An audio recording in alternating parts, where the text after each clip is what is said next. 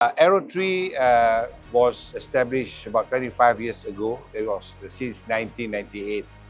So it started a small company supplying apparels for uniforms and also flying attire. But now, after 25 years, it's already evolved by having supply services to the government, i.e. the armed forces, the police, fire and service air wing, and also police air wing as well.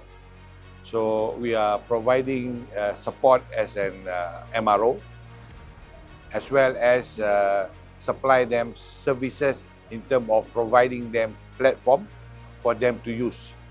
The concept of GoCoM, government operate, company own and maintain. So, or simple said as a pay by the hour.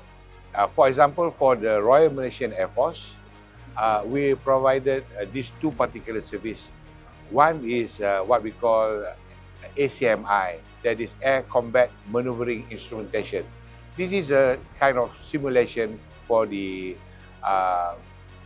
fighter pilots to exercise their air defense training by using the ACMI, whereby they create a battlefield simulation, how to employ tactics and also how to employ weapons for whether it is effective or not. So that is, we call it ACMI, Air Combat Maneuvering Instrumentation.